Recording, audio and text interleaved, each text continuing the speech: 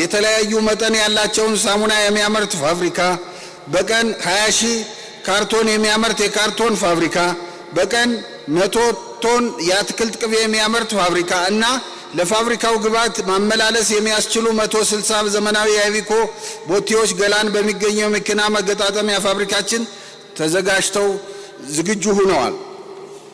እነዚህ ሁሉ ፋብሪካዎች ሀገራዊ ፋይዳቸው ከፍ ያለ ነው። ፊቤላ የሀገሪቱን የምግብ ዘይት ድርሻ እስከ 60 ከመቶ የሚሸፍን ሲሆን ለምግብ ዘይት ይወጣ የነበረውን የውጭ ምንዛሬ 30 በመቶ በገንዘብ ቢተመን በአመት $100 ሚሊዮን ያስቀራል። በየጊዜው ህብረተሰቡ የሚያማርርበትን የዘይት አቅርቦት ችግር ከመፍታቱም በላይ ዋጋውን በ20 በመቶ በመቀነስ የህዝቡን ችግር ይፈታል። ክቡር ጠቅላይ ሚኒስትር፣ ክቡራንና ክቡራን፣ ይህ በዛሬው ዕለት የሚመረቀው ኢንዱስትሪ ኮምፕሌክስ በአጠቃላይ 4.5 ቢሊዮን ብር ወጪ ተደርጎበታል። ፋብሪካችን በስራ ዕድል ፈጠራ ዘርፍ ሀገራዊ አበርክቶ ትልቅ ሲሆን ዛሬ ላይ ለ2000 ሰዎች የስራ ዕድል የፈጠረ ሲሆን በሙሉ አቅማችን ማምረት ስንጀምር ለ3000 ዜጎች የስራ ዕድል እንፈጥራለን። ፋብሪካው በአሁኑ ወቅት የዘይት ድፍድፍን ከውጭ እያስመጣ የሚጠቀም ሲሆን በቀጣይ ፋብሪካው በአመት የሚፈልገውን 20 ሚሊዮን ኩንታል የቅባት እህል በሀገር ውስጥ ለማምረት የሚያስችል ስራ ለመጀመር ጉባ ላይ 10,000 ሄክታር የእርሻ መሬት ተረክበን በምሳሌነት በማልማት ላይ እንገኛለን። ከአንገር ጉትን እስከ ሁመራ ያለውን ምቹ የቅባት እህል ኮሪደር በ5 ዓመት ውስጥ ችግሩን ለመፍታት ከመንግስትና አርሶ አደሩ ጋር በመተባበር እንሰራለን። ክቡር ጠቅላይ ሚኒስትር፣ ክቡራትና ክቡራን፣ የታታሪዋ ኢትዮጵያ ተምሳሌት ሆነን በስኬት ተጉዘናል ስንል መንገዱ ሁሉ አልጋ ባልጋ ነበር ማለት አይቻልም። አንዳንዶቹ ፈተናዎች ለሀገር ስንል በትዕግስት ሌሎችን ታግለን በጽናት አልፈናቸዋል። ይሁንና ክቡር ጠቅላይ ሚኒስትር፣ ዛሬም ለስራችን እንቅፋት የሆኑ ሊፈቱ የሚገባቸው ችግሮች አሉና በእርሱ በኩል መፍትሄ እንዲሰጥልን እለምናለሁ።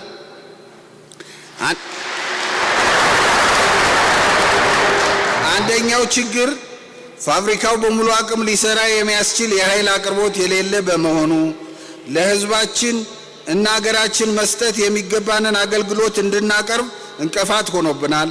ሁለተኛው ለፋብሪካው ግብዓት የሚሆን ጥሬ ዕቃ ከውጭ ለማስገባት በቂ የሆነና ቀጣይነት ያለው የውጭ ምንዛሪ አቅርቦት ችግር ዋና ማነቆ ሆኖብናል። ስለሆነም ክቡር ጠቅላይ ሚኒስትር፣ ይህ ችግር በዘላቂ በቀጣይነት እንዲፈታ የሚመለከታቸውን ሁሉ ተገቢውን ድጋፍ ትብብር እንዲያደርጉልን እርስዎን በአክብሮት እጠይቃለሁ።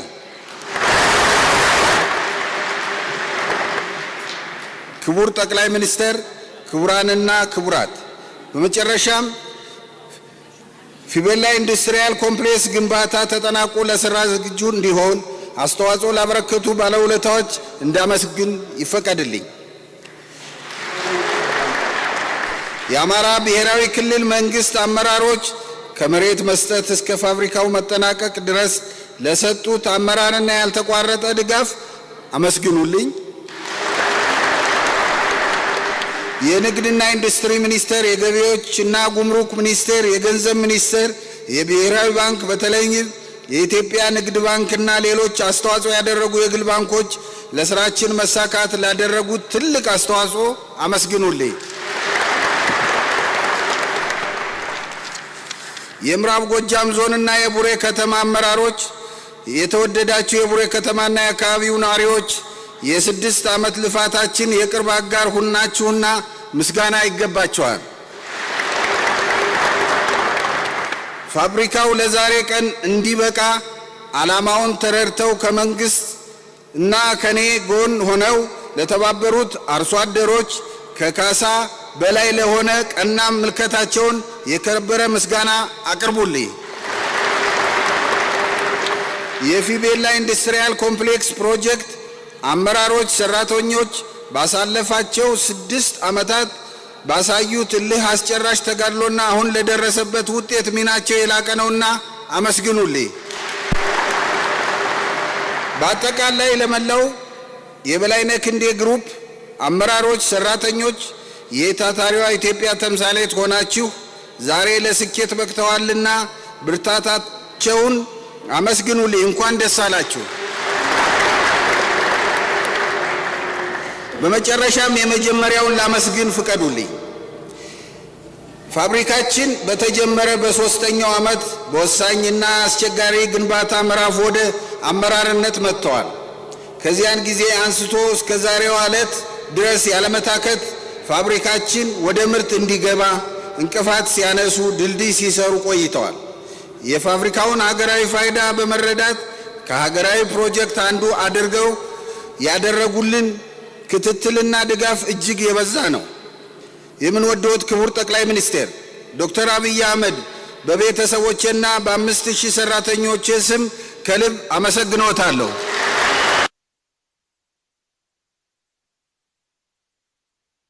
ማንፈታው ችግር የማንወጣው ፈተና አይኖርም። ዛሬ የመረቅነው ፊቤላ ኢንዱስትሪያል ኮምፕሌክስ ብዙዎቻችን የደክመን ለዛሬው ብቻ ሳይሆን ለነገው ትውልድ ቅርስ ነው። ይሁንና ቅርስነቱን አሻራ የሚሆነው አገራችን ሰላም፣ ህዝባችን ደህና ውሎ ሲገባ ነው። እናም የፖለቲካ አመራሩም ባለሀብቱም አጠቃላይ ህዝቡም በብርታት እየሰራ ከራስ በላይ ለሀገር ፍቅር እንዲኖር ሁላችንም ለዚህ እንድንሰራ አደራ እላለሁ።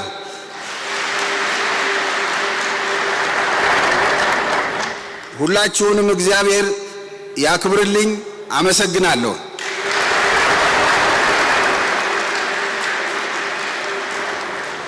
ትንሽ ደግሞ የውጭ ደንበኞቻችን ስላሉ በእንግሊዘኛ እያጎላደፉን ብዬ ትንሽ ነገር አለ። And to our honorable guests from the international community, good morning and welcome to Fibella Industrial Complex. Thank you all for coming. Our company BKG has a remarkable history from a humble beginning to building a brand empire of its own identity, contributing its share to the national building effort. In this private sector, after 29 years of great journey, BKG is now the enterprising face of Ethiopia. Fibella Industrial Complex under BKG is a 4.5 billion birr investment. Inauguration today with His Excellency Dr. Abiy Ahmed, Prime Minister of the Federal Democratic Republic of Ethiopia.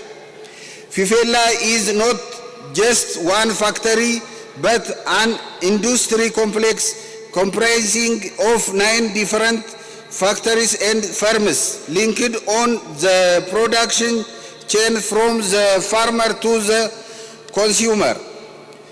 Please allow me to express my deepest gratitude to all of our partners and supporters in this grand success.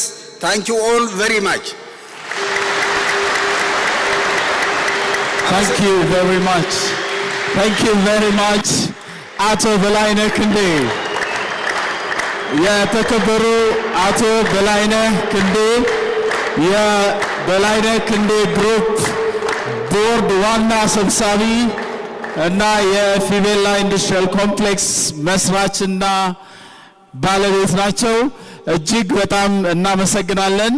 መልእክቶቻችን አሁንም ይቀጥላሉ። ከዚህ በመቀጠል ወደዚህ መድረክ እምጋብዘው ክቡር አቶ መላኩ አለበል የኢፌዴሪ ንግድና ኢንዱስትሪ ሚኒስትር ነው። እባካችሁ ሞቅ ባለ ጭብጨባ ወደዚህ ሸኙልን። Excellencies, ladies and gentlemen, please welcome to the stage His Excellency Ato Melaku Alebel, Minister of the Ministry of Industry and Trade and Industry.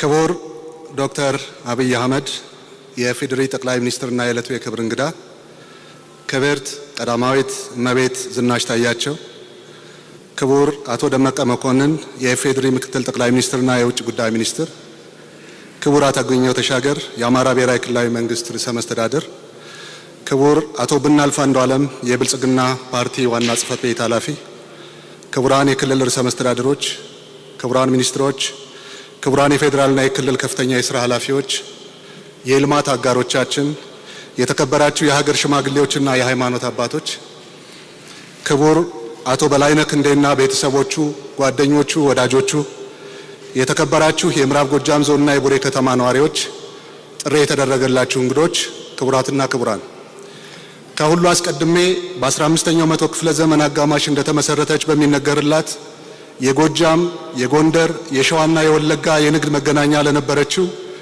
በሀገራችን የመጀመሪያ የሆነውን የአግሮ ኢንዱስትሪ ፓርክ ገንብታ ዓለም አቀፍና ሀገር በቀል ኢንዱስትሪዎችንና ኢንቨስተሮችን ተቀብላ ለማስተናገድ በዝግጅት ላይ በምትገኘው በአፍሪካ በመጠኑ ትልቁን የምግብ ዘይት ማምረቻ ፋብሪካ አስገንብታ ወደ ስራ በምታስገባው ኢትዮጵያን የአፍሪካ የብልጽግና ተምሳሌት የማድረግ ሀገራዊ ራዕያችን ስኬት ማሳያ የአማራ ክልል የግብርና ምርት እምብርት ከተማ ቡሬ እንኳን ደህና መጣችሁ፣ እንኳን አደረሳችሁ።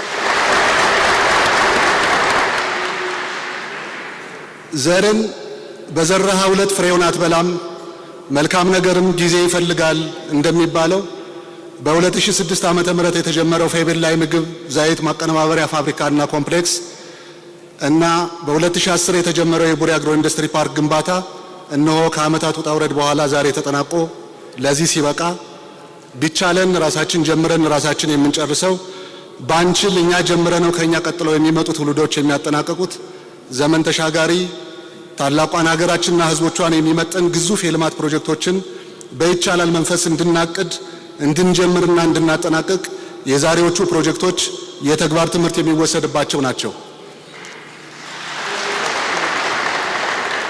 በዚህ አጋጣሚ የቡሬ የተቀናጀ አግሮ ኢንዱስትሪ ፓርክ ሲጀመር ያስጀመሩና ብዙ ርቀት የወሰዱ ዛሬ በሕይወት በጎናችን የሌሉት አቶ ተስፋዬ ጌታቸውን ጠቅሼ ማለፍ ፈልጋለሁ። የተቀናጀ የአግሮ ኢንዱስትሪ ፓርኩ የአዋጭነት ጥናት በውጭ አማካሪ የተጠና ቢሆንም ለጀማሪ ኢንዱስትሪያሊስት ውስብስብ የሆነውንና ብዙ አይነት መሰረተ ልማቶችን የማቀናጀት ማለትም ኤሌክትሪክን፣ መንገድን፣ ስልክን፣ ውሃን፣ የጋራ አገልግሎት መስጫ የመሳሰሉትን የማቀናጀቱን የማማከር፣ የመገንባት፣ የመከታተልና የመምራት ስራ በእኛው በራሳችን በሀገር ልጆች እውቀት የተሰራ መሆኑ ለቀጣይ ኢንዱስትሪ ጉዟችን ተጨማሪ ሞራልና ስንቅ ሆኖናል። በአንዳንድ ሀገራዊ ፕሮጀክቶቻችን ላይ እንደተስተዋለው አግሮ ኢንዱስትሪ ፓርኮች ተጀምረው የመቆም ዕጣ እንዳይደርሳቸው በክቡር ጠቅላይ ሚኒስትራችን ቁርጠኛ አመራር እየተሰጠበት ከተያዘለት የጊዜ ሰሌዳ ብዙም ሳይዘገይ ይሄው ዛሬ ለዚህ ስለበቃ ለተደረገልን ልዩ ድጋፍ እንዳመሰግን ይፈቀድልኝ። ክቡር ጠቅላይ ሚኒስትር፣ ክቡራትና ክቡራን፣ በ2009 ዓ.ም በፖሊሲ ጥናትና ምርምር ኢንስቲትዩት በወጣ ጥናት ብዙ አምራች ኢንዱስትሪዎች ማምረት ከሚችሉት አቅም በታች እንደሚያመርቱ፣ በርካታ ባለሀብቶች በዘርፉ የኢንቨስትመንት ፈቃድ ወስደው ወደ ማምረት እንደማይገቡ፣ አብዛኛው የሀገር ውስጥ ባለሀብት የኢንቨስትመንት ምርጫው የአገልግሎት ዘርፍ መሆኑንና የአምራች ኢንዱስትሪ ኢንቨስትመንት ሰፊ፣ ጠንካራና ጥራት ያለው አለመሆኑ በጥናት ተረጋግጧል። በእነዚህና ቀድሞ በታወቁ ሌሎች መነሻዎች መንግስት አምራች ኢንዱስትሪዎችን ከሌሎች በዘርፉ ከፍተኛ እድገት ካስመዘገቡ አገራት ተሞክሮ በመነሳት ከፍተኛ መዋለ ንዋይ በመመደብ አስፈላጊ ሁኔታዎችን በማመቻቸት በተደራጀ አቅም የባለሀብቶችን ችግር ለመፍታትና ሀገራዊ ተወዳዳሪነትን ለማሳደግ የኢንዱስትሪ ፓርኮችን ለማልማት ጥረት አድርጓል። የኢንዱስትሪ ፓርክ ልማት ለበርካታ ኢንዱስትሪዎች በአንድ ቦታ ላይ የተማከሉ አገልግሎቶችን ለማቅረብ፣ አምራቾችን በአንድ ቦታ በማስፈር እርስ በርሳቸው በትብብር እንዲሰሩ ለማድረግ፣ በአካባቢ ጥበቃና በቆሻሻ አወጋገድ ስርዓት አዎንታዊ አስተዋጽኦ ለማበርከት፣ የኢንዱስትሪ ፓርኮች በሚገኙባቸው አካባቢዎች የሚገኙ ከተሞች ለማስፋፋት፣ የቴክኖሎጂ ስርጸት ለማምጣት፣ በፓርኩ ውጪ ተማጋጋቢ ኢንዱስትሪዎችን በዙሪያቸው ለመገንባት ከፍተኛ ጠቀሜታ አላቸው። በተለይም የአርሶ አደሩን ምርትና ምርታማነት የማሳደግና ሕይወቱን የመቀየር ከፍተኛ ጥቅም እንዳላቸው ይታወቃል። በዚህ መነሻ እንደ ሀገር 4 የተቀናጁ አግሮ ኢንዱስትሪ ፓርክ ፕሮጀክቶች ማለትም ቡሬ፣ በአከር፣ ይርጋለምና ቡልቡላ ፓርክን በፓይለት ፕሮጀክትነት እንዲመሩ እና እንዲጀመሩ ተደርጓል። እነዚህ 4 ፕሮጀክቶች በታለመላቸው ዕቅድ መሰረት በ996.92 ሄክታር መሬት ላይ የሰፈሩ እስከ 869.76 ሚሊዮን ዶላር እንደሚፈጁ የተገመቱና ስራቸው ሲጠናቀቅ በቀጥታና በተዘዋዋሪ ለ400 ሺህ ዜጎች በቋሚና ለ3.6 ሚሊዮን ዜጎች በጊዜያዊነት የሥራ ዕድል እንደሚፈጥሩ ይጠበቃል። ከነዚህ ፓርኮችም በዓመት በአማካኝ እስከ 20 ቢሊዮን ዶላር የውጭ ምንዛሬ ገቢ ይገኛል ተብሎ ይታሰባል። ከሪችላንድ ባዮኬሚካል የአግሮ ኢንዱስትሪ ውጤት እንደምናየው 66 ሚሊዮን ዶላር ለማግኘት አቅዶ በዚህ ዓመት እየሰራ ነው። ከዚህ ውስጥ እስካሁን ድረስ ወደ 6.4 ሚሊዮን ዶላር የሚሆነውን እንዳሳካ ለማየት ችለናል። ፓርኮቹ በግንባታ ሂደት ባሉበት 111 ባለሀብቶች መሬት ጠይቀዋል። በአራቱም ፓርኮች 17ቱ በግንባታ ሂደት ላይ ያሉ ሲሆን 5ቱ ማምረት ጀምረው ምርታቸውን ወደ ውጭ መላክ ጀምረዋል። ለ2035 ዜጎች ቋሚና ለ20500 ዜጎች ጊዜያዊ የሥራ ዕድልን መፍጠር ጀምረዋል። ጅምር አፈጻጸሙ እየተከተልን ያለው አቅጣጫ ትክክለኛና ወደ ግባችን የሚያደርሰን መሆኑን የሚያመላክት ነው። እነዚህን ፓርኮች ማጠናቀቅና ዝግጁ ማድረግ የመጀመሪያው ስራ ሲሆን በቀጣይ ዋነኛ ተግባራችን የሚሆነው የተዘጋጀውን ፓርክ የሀገር ውስጥና የውጭ ባለሀብቶች እንዲጠቀሙበት ማድረግና ወደ ውጤት ማዝለቅ ነው። ይህ ከፊታችን የሚጠብቀን ዋነኛ ተግባር ካለፉት ልምዶቻችን በመነሳት ከፍተኛ ተግዳሮት ያለበትና በሰፊው የተግባቦት ስራዎችን በማከናወን የሀገራችን ትልልቅ ባለሀብቶች አሁን ካሉበት የአገልግሎትና ሌሎች ሀገራዊ ፋይዳቸው አነስተኛ ከሆኑ ዘርፎች ወጥተው ወደዚህ ቀጣይ ሀገራዊና ዓለም አቀፋዊ ተጠቃሚነት ወዳለው ዘርፍ እንዲገቡ ማድረግ ሲሆን ከዚህ ጋር ተያይዞ በቀጣይ ዓመታት በፓርኮች በብቃት አገልግሎት መስጠት የሚችሉ ባለሙያዎችን ማፍራት፣ የክህሎት እና የቴክኒክ ስልጠናዎችን መስጠት፣ በፓርኮቹ አካባቢ ከተሞችን ማዘመን፣ አገልግሎት ሰጪ ተቋማትን በአካባቢው እንዲስፋፉ የማድረግና የቴክኖሎጂ ሽግግርን መሰረት ያደረጉ የፈጠራ ስራዎችን በማበረታታት እንዲጎለብቱ ማድረግ ይኖርብናል። ክቡር ጠቅላይ ሚኒስትር፣ ክቡራንና ክቡራት፣ ይህ ዛሬ የሚመረቀው ግዙፉ የዘይት ፋብሪካ በሀገሪቱ የኢኮኖሚ እና ኢንዱስትሪያላይዜሽን ላይ ዘርፈ ብዙ አዎንታዊ ተጽዕኖ እና ጠቀሜታ አለው። አንደኛ፣ እስካሁን ባለን አሰራር እሴት ሳንጨምር የቅባት እህሎችን ወደ ውጭ ልከን በተመሳሳይ የገንዘብ መጠን የምግብ ዘይት ወደ ሀገር እናስገባለን። መንግስት ከውጭ የሚገባ የምግብ ዘይት ምርትን በጥቂት ዓመታት ውስጥ በሀገር ውስጥ ለማምረት ሙሉ በሙሉ ለመተካት ዓላማ ይዞ እየተንቀሳቀሰ ያለ ሲሆን ይህንን ዓላማ ለማሳካት ዛሬ የሚመረቀው የዘይት ፋብሪካ ከፍተኛ ሚና ይኖረዋል። በተለይም የምግብ ዘይት ወደ ሀገር ውስጥ ከምናስገባቸው ምርቶች ከመጀመሪያዎቹ ረድፎች የሚመደብ በመሆኑ ምርቱን በውስጥ አቅም መተካት ያለብንን የውጭ ምንዛሬ እጥረት በማስተካከልና የንግድ ሚዛናችን ጉድለት በመሙላት ከፍተኛ አስተዋጽኦ ያበረክታል። በሁለተኛነት የዓለማችን ገበያ በተለያዩ ምክንያቶች የሚለዋወጥና የምርቶች ዋጋ የሚዋዥቅበት ሁኔታ ተፈጥሯል። ለምሳሌ የኮሮና ቫይረስ ወረርሽኝ በወጭና የገቢ ንግድ፣ በፍላጎትና አቅርቦት እንዲሁም በምርቶች ዋጋ ላይ መለዋወጥን አስከትሏል። በመሆኑም ኢኮኖሚያችን እንዲህ አይነት የኢኮኖሚ ንዝረትን ወይም ሾክን መቋቋም የሚችለው አስፈላጊና ዋና ዋና የሚባሉ ምርቶችን የአካባቢያችን ሀብትና ምርት በመጠቀም በራሳችን ኢንዱስትሪዎች ስናመርት ነው። እንዲሁም ምርትን ከዓለም ገበያ ወደ ሀገራችን የምናስመጣበትን የትራንስፖርትና የሎጂስቲክ ዋጋን በእጅጉ ስንቀንስ ነው። በሶስተኛነት እንዲህ አይነት ግዙፍ ፋብሪካዎች የውስጥ አቅማችን የሚያጠናክሩና ሀገራችን ወደምትፈልገው መዋቅራዊ ኢኮኖሚ ሽግግር ማለትም ከትንሽ አምራችነት ወደ ከፍተኛ አምራችነት የምናደርገውን ጉዞ የሚደግፉ ይሆናል። በተለይም የምናመርተውን የግብርና ምርታችን በቅርብ ርቀት ላሉ ኢንዱስትሪዎች ግብዓትነት ሲውሉ ብክነትን እንከላከላለን። ተወዳዳሪና ብቃት ያለው ኢኮኖሚ እንድንገነባ ያግዙናል። ይህ ፋብሪካ ዘመኑ የደረሰበትን ቴክኖሎጂ የሚጠቀም በመሆኑ ጥራት ያለው ምርት በተመጣጣኝ ዋጋ ለህብረተሰቡ በማቅረብ ተወዳዳሪነቱን ከፍ ያደርገዋል። አምራች አርሶ አደሮቻችን ከባለሀብቱ ጋር፣ ከወጣቱ ጋር፣ ከነጋዴው ጋር እንዲሁም ከህብረተሰቡ ጋር ያስተሳስራል። በሂደት ገበሬው ምርቱን ለፋብሪካው ያቀርባል። ፋብሪካውም የሰው ኃይል በመቅጠር በምርቱ ላይ እሴት በመጨመር ለነጋዴው ማህበረሰብ ያቀርባል። ነጋዴው በአንጻሩ ለተጠቃሚ ህብረተሰብ ያደርሳል። በዚህ የንግድ ሰንሰለት ከፍተኛ ቁጥር ያለው የሥራ ዕድል ይፈጠራል። በመሆኑም ግብርናውንና ኢንዱስትሪውን በማስተሳሰር ምርትን በማዘመንና የሥራ ዕድልን በመፍጠር የአካባቢውና የሀገሪቱን ኢኮኖሚ የሚያሸጋግርልን አውድ ይፈጠራል። በአጠቃላይ ከዓለም የንግድ እንቅስቃሴ ታሪክ እንደምንረዳው ሀገራት ከድህነት ለመውጣት በሚቀርጹት ፖሊሲ ውስጥ ኢንዱስትሪን በማስፋፋት በከፍተኛ ምንዛሬ ወደ ሀገር የሚገቡ ምርቶችን በሀገር ውስጥ አቅም መተካት ከፍተኛ ድርሻ ይሰጠዋል። በተለይም እንደ ኢትዮጵያ የውጭ ምንዛሬ እጥረት ላለባት ሀገር ባለሀብቱን በማበረታታት ምርትን በውስጥ አቅም በመተካት ዋነኛ የስትራቴጂያችን መለኪያና ማሳያ ተደርጎ የሚወሰድ ነው። ይህ የተቀናጀ አግሮ ኢንዱስትሪ ፓርክና ግዙፉ የዘይት ፋብሪካም የሀገሪቱ የፖሊሲ አቅጣጫ ዋነኛ ማሳያና ተምሳሌት ናቸው ማለት ይቻላል። ይህ ግዙፍ ፋብሪካ ወደፊት አቅሙን አሳድጎ የሀገሪቱን የምግብ ዘይት ፍላጎት ማሟላት ብቻ ሳይሆን እንደኛው የምግብ ዘይታቸውን በስፋት ከውጭና ከሩቅ ዓለም ለሚያስገቡ የጎረቤት ሀገሮቻችን ገበያ መሸፈን የሚችልበትን ዓላማና ራዕይ ሰንቆ መጓዝ ይጠበቅበታል። እንዲህ አይነት ግዙፍ ፋብሪካዎች ከፍተኛ መጠን ያለው የምርት ግብዓት ስለሚፈልጉ ግብርናችን በፍጥነት ካላዘመንነውና ወደ ትርፍ አምራችነት ካልሄድ ፋብሪካዎቻችን በአቅማቸው መጠን ማምረት ይቸገራሉ።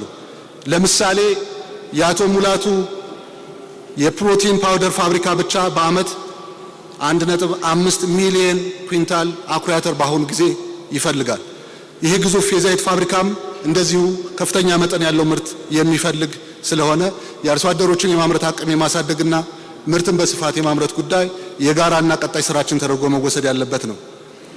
ፓርኩና የአቶ በላይነህ ክንዴ ፋብሪካ የተቋቋመበት ቀጠና ከፍተኛ የግብርና ምርት፣ ሰፊ ለም መሬት፣ ውሃና ሰርቶ የማይጠግብ ታታሪ ህዝብ ያለበት አካባቢ በመሆኑ መንግስትና ባለሀብቶች በቅንጅት ይህንን እምቅ ሀብት በመጠቀም ህብረተሰባችን ከድህነት የምናወጣበትና መዋቅራዊ የኢኮኖሚ ሽግግር የምናደርግበት ምቹ ወቅትና ሁኔታ ላይ እንገኛለን።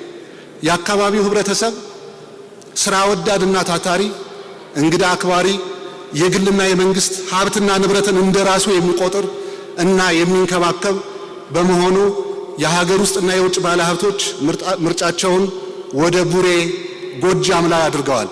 ይህ መልካም የህብረተሰቡ እሴት ተጠናክሮ መቀጠል ያለበትና ከባለሀብቱ ጋር እጅና ጓንት ሆኖ በመስራት ተጨማሪ ኢንቨስትመንቶችን ወደዚህ እንዲመጡና አካባቢውን እንዲያለሙ ከፍተኛ ሚና መጫወት ይጠበቅብናል። የአካባቢው ወጣቶችም በሚፈጠርላቸው የሥራ ዕድል ነቅታችሁ በመሳተፍ ራሳችሁን አካባቢያችሁንና ሀገራችሁን እንደምትለውጡ ባለሙሉ ተስፋ ነኝ። በዚህ ግዙፍ ፋብሪካ ውስጥ ስራ ብቻ ሳይሆን የእውቀት ሽግግር የሚኖርበትና አዳዲስ ክህሎቶችን የምንቀስምበት በመሆኑ በፋብሪካው ውስጥ የምትሰሩ ወጣቶች ራሳችሁን ለማሳደግና አቅማችሁን ገንብታችሁ ለተሻለ ደረጃ እንድትበቁ ዝግጁ መሆን እንዳለባችሁ ለማሳሰብ እወዳለሁ። ፋብሪካው ከአካባቢው ህብረተሰብ ጋር የጠበቀ ግንኙነት በመፍጠር የሚጠበቅበትን ማህበራዊ ኃላፊነት በመወጣትና ጥሩ የኢንቨስትመንት ማህበረሰብ ትስስር በመፍጠር በሀገራችን ሞዴል ኢንቨስትመንት እንደሚሆን እምነቴ ጽኑ ነው። ቡሬና አካባቢውን ለኢንቨስትመንት ምቹ ለማድረግ መንግስት አስፈላጊውን ኢንፍራስትራክቸር እያሟላ ሲሆን በቅርቡም የኃይል አቅርቦት ማሻሻያ ያደርጋል። የቡሬ የተቀናጀ ኢንዱስትሪያል ፓርክ የምርምር ተቋም በአካባቢው መኖር እንዲሁም ለመሃል ሀገር እና ለጎረቤት ሀገር ገበያ በቅርብ ርቀት ላይ በመሆኗ የሀገር ውስጥና የውጭ ባለሀብቶች ይህን የተመቻቸ ሁኔታ በመጠቀም ኢንቨስት እንዲያደርጉ ጥሪ አስተላልፋለሁ።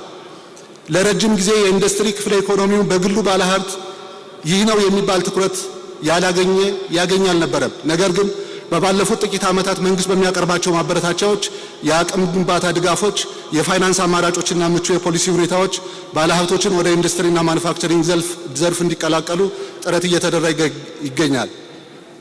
አቶ በላይነህ ክንዴና አቶ ሙላቱ መንገሻ በዚህ ረገድ ግንባር ቀደምና ለሌሎች አርአያ በሚሆን መልኩ ከፍተኛ መዋለ ንዋይ በማፍሰስ በዋነኛነት የህዝብን ችግር የሚቀርፉ ፕሮጀክቶች ላይ እየተሳተፉ የሚገኙ የሀገራችን የልማት አርበኞች ናቸው።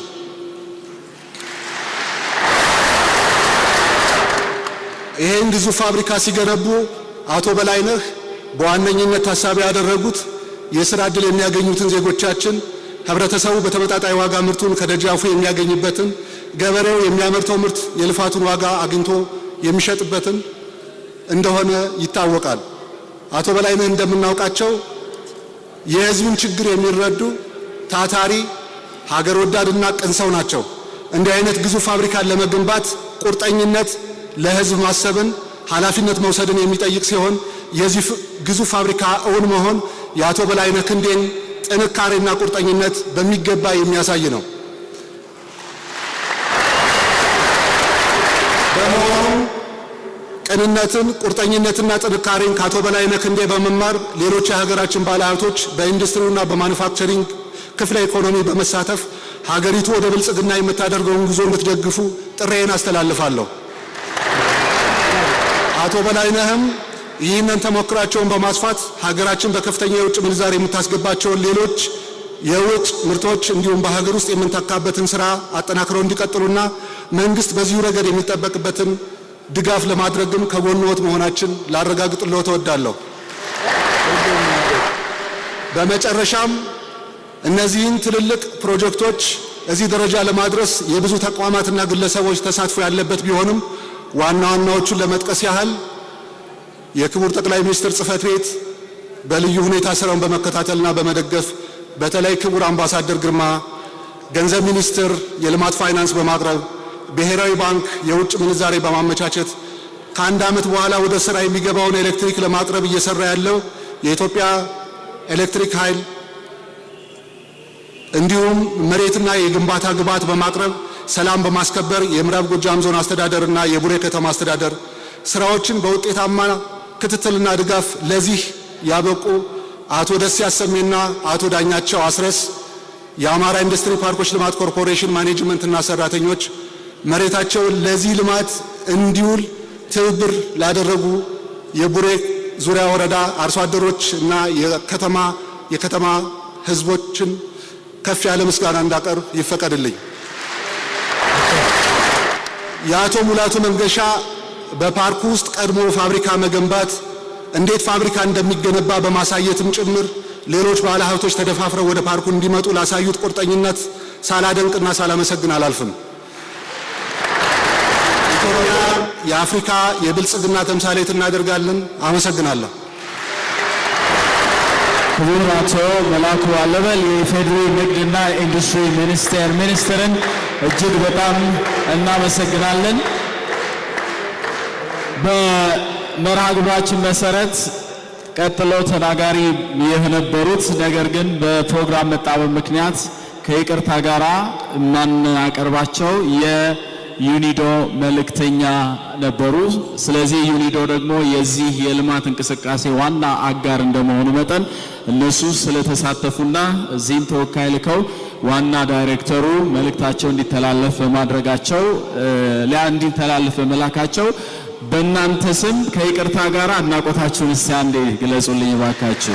UNIDO, thank you very much for being such an important part of this development of Ethiopia's plan to turn into an economic-led industry. Thank you very much for your presence.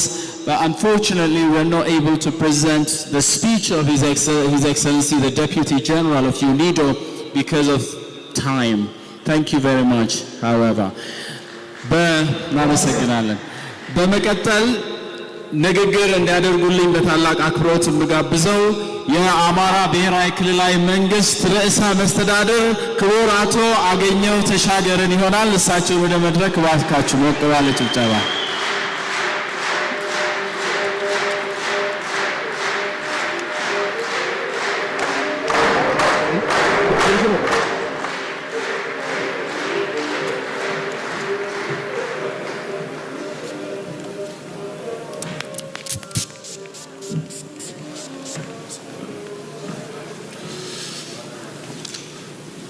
ክቡር ዶክተር አብይ አህመድ የኢትዮጵያ ፌዴራላዊ ዲሞክራሲያዊ ሪፐብሊክ ጠቅላይ ሚኒስትር፣ ክብርት ወይዘሮ ዝናሽ ታያቸው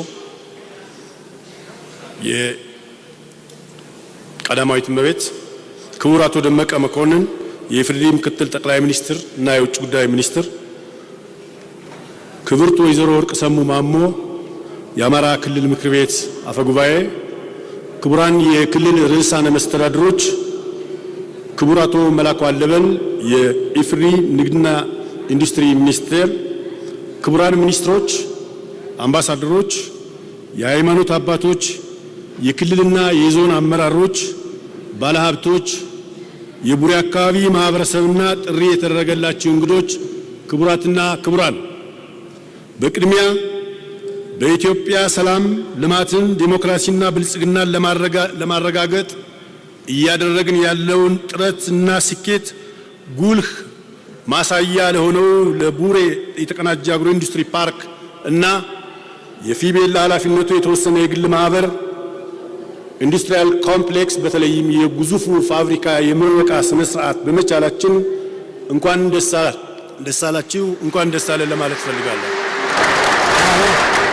ክቡራትና ክቡራን፣ የሀገራችንን ህልውና አደጋ ላይ በመጣል የባዕዳንን ተስፋ ቢስ ፍላጎት ለማሳካት ሌት ተቀን ሲሰሩ የነበሩ የኢትዮጵያን ጠላቶች ሕግ በማስከበር ዘመቻው ድል በተቀዳጀንበት ማግስት የሚመረቅ ፋብሪካ በመሆኑ ለኛ ለዛሬ ልዩ ትርጉም አለውና በድጋሚ እንኳን ደስ አላችሁ።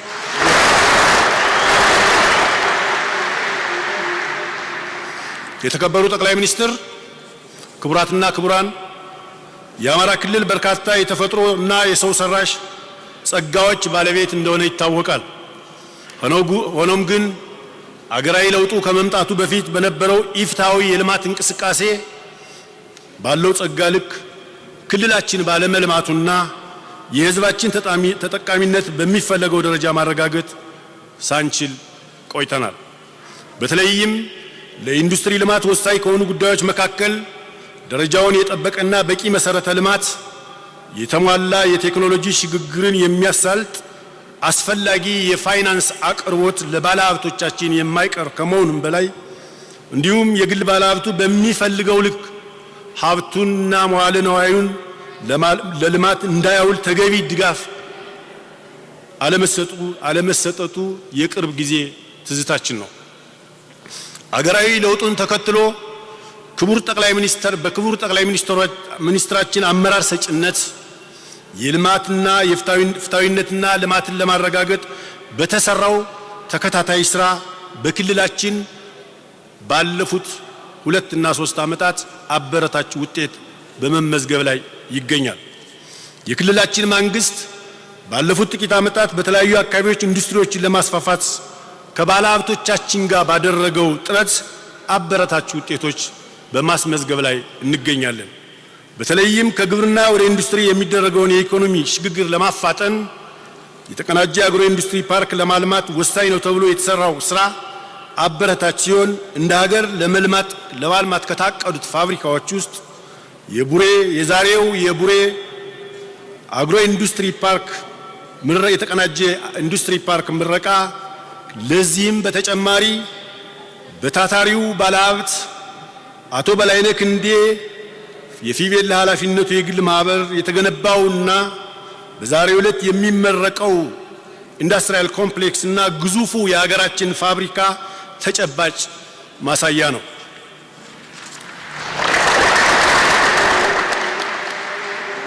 ዛሬ የሚመረቀው የአግሮ ኢንዱስትሪ ፓርክና የፊቤላ አግሮ ኢንዱስትሪ የሀገር ውስጥና የውጭ ቀጥተኛ ኢንቨስትመንትን ለመሳብ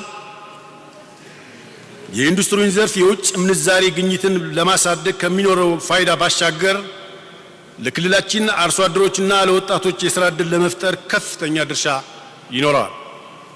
ከዚህ በተጨማሪም ለቡሬ ከተማ፣ ለምዕራብ ጎጃም ዞን፣ ለአዊ ዞን፣ ለምስራቅ ጎጃም ዞን ማህበረሰብም ሰፊ የገበያ ትስስርን በመፍጠር በኩል የሚኖረው አስተዋጽኦ እጅግ የጎላ ነው። የዚህ ፓርክ ግንባታ መጠናቀቅና የፊቤላ አግሮ ኢንዱስትሪ የዘይት ፋብሪካ በዛሬው ዕለት ለምረቃ በዓል መብቃቱ ብቻውን ግብ አይደለም። ከዚህ በተጨማሪም የሪችላንድ ባዮኬሚካል ኢንዱስትሪ ወደ ምርት ገብቶ አስደናቂ ስራ እየሰራ ቢሆንም ክቡር ጠቅላይ ሚኒስትራችን በአሁኑ ሰዓት እዚህ አካባቢ ያሉ ኢንዱስትሪዎችን እንደ ልብ ለማንቀሳቀስ የሚያስችል የኃይል አቅርቦት የሌለ በመሆኑ ይሄ ችግር እንደሚፈታልን በእርግጠኝነት እተማመናለሁ። በክልላችን አስተማማኝ ሰላም ለማስፈን የጀመርነውን ጥረት አጠናክረን በመቀጠል ክልላችን ለባለሀብቱ ምቹ የሥራ አካባቢ እንዲሆኑ አጥብቀን የምንሰራ መሆኑን ከክቡር ጠቅላይ ሚኒስትራችን ፊት ቃል እንገባለን። በሌላ በኩል ፓርኩ በሙሉ አቅሙ ወደ ስራ እንዲገባ የተለያዩ የግብርና ግብዓቶችን በአይነት፣ በመጠን፣ በጥራትና በጊዜ ለማቅረብ ብርቱ ጥረት የሚጠይቅ መሆኑን አውቀን ወገባችን ታጥቀን ግብርናችንን ለማሻሻል ሌት ተቀን መስራት እንዳለብን ይህንም የቤት ስራ ከእርስዎ ፊት የምንቀበል መሆኑን እናረጋግጣለን። ባለድርሻ አካላትና የልማት ተቋማት ከተለመደው የአሰራር ዘይቤ በመውጣት በጊዜ የለንም መንፈስ በክልላችን ለኢንዱስትሪ ልማት መሳለጥ አጋዥ የሆኑ ግብዓቶችን ሁሉ ማሟላት ይጠበቅብናልና የክልሉ መንግስት ከዚህ አንፃር ከባድ የቤት ስራ ያለበት መሆኑን ተገንዝበናል። ክቡራትና ክቡራን፣ የሁሉም ነገር መሰረት የሆነው ሰላማችን በጋራ በመጠበቅ የለውጥና የብልጽግና ጉዟችንን በማስቀጠል ለክልላችንና ለአገራችን የሰላም ዘብ መሆናችንን ክቡር ጠቅላይ ሚኒስትራችንና የለውጥ ኃይሉ ለምትሰጡት አመራር የአማራ ክልል መንግስትና ህዝብ ግንባር ቀደም ተሰላፊና ከጎናችሁ የቆመ መሆኑን ላረጋግጥላችሁ እወዳለሁ።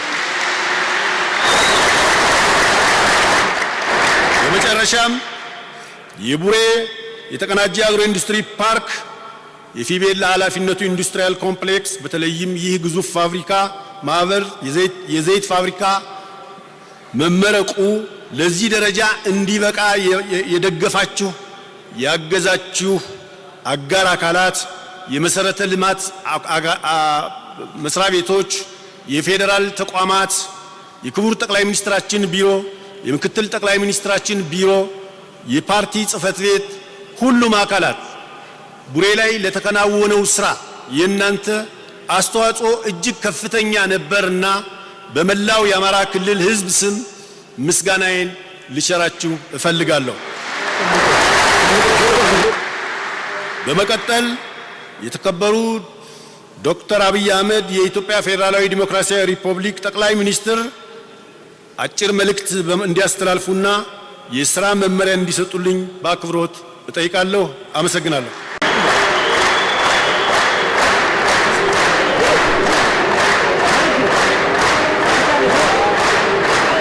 ክቡር አቶ አገኘሁ ተሻገርን እጅግ በጣም እናመሰግናለን። አሁን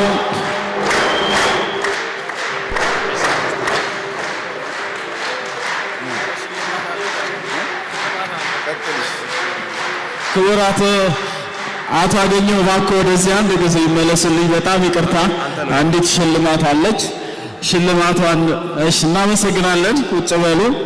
እናመሰግናለን። ይህንን ሽልማት ይሄ ሁሉ ሙገሳ ሆኖ ይሄ ሁሉ ምስጋና ኖሮ ደግሞ ያንን በሽልማት ሳንገልጽ አንሄድም በሚል በአማራ ብሔራዊ ክልላዊ መንግስት የኢንዱስትሪ ፓርኮች ልማት ኮርፖሬሽን የሚከተሉትን ሽልማቶች እባካችሁ አሰጡልኝ ብሏል። በቅድሚያ የምንሸልማቸው እነዚሁኑ ዛሬ ያከበርናቸውን በተለይም 2 አንከር ወይም አርበኛ ተሸላሚዎችን ነው። በዚህ መሰረት ሽልማቱ ዝግጁ ነው። 2ቱ ተሸላሚዎቻችን አንደኛ አቶ ሙላቱ መንገሻ የኢንዱስትሪ ልማት ጀግና ሜዳሊያና ዋንጫ ተሸላሚ ናቸው። የዚህ ሜዳሊያና ዋንጫ ሽልማት መልእክትም ሀገርንና ሕዝብን ለማልማት ያላቸውን ተምሳሌታዊ ቁርጠኝነት ለማመስገን ነው። አቶ ሙላቱ መንገሻ የሪችላንድ ባዮኬሚካል ፕሮዳክሽን ፒኤልሲ ዋና ስራ አስፈጻሚና ባለቤት ናቸው። አቶ ሙላቱ መጥተዋል። ሲሞቅ ያለ ጭብጨባ። በቡሬ የተቀናጀ አግሮ ኢንዱስትሪ ፓርክ ውስጥ በአንከር ኢንቨስተርነት የተመረጡ ናቸው። ሪችላንድ ባዮኬሚካል ኢንዱስትሪ ኤንድ ፕሮዳክሽን ፒኤልሲ ተሸላሚ ናቸው። እናመሰግናለን። ሞቅ ያለ ጭብጨባ። በመቀጠል እንደዚህ የኢንዱስትሪ ልማት ጀግና ሜዳሊያና ዋንጫ የሚሸለመው አቶ በላይነህ ክንዴ ፊቤላ ኢንዱስትሪያል ኮምፕሌክስ እንዲሁ በዚህ በኢንዱስትሪ መንደር አንጋፋና አንከር ኢንቨስተር በመባል ሀገርንና ሕዝብን ለልማት ባላቸው ተምሳሌታዊነትና ቁርጠኝነት ላበረከቱት አስተዋጽኦ የሚሰጥ ነው። የአማራ ኢንዱስትሪ ፓርኮች ልማት ኮርፖሬሽን በአሁን በሕይወት የሌሉ 2 እጅግ ወሳኝ አስተዋጽኦ ያደረጉ አካላትንም ይሸልማል። አቶ ተስፋዬ ጌታቸው በክልሉ በነበራቸው ኃላፊነት የኢንዱስትሪ ፓርኮች ልማት ኮርፖሬሽን በማደራጀት በርካታ ስራዎች በዝርዝር ቀርበዋል። የዋንጫና የካባ ሽልማት ተወካይ ወይም ቤተሰብ ካሉ መጥተው እንዲሸለሙልን በታላቅ ትህትና እንጠይቃለን። ይህንን ሽልማት የምንሰጠው የሰሩትን መልካም ስራ ለመዘከርና ለማስታወስ ይሆናል። የአቶ ተስፋዬ ጌታቸው ቤተሰብ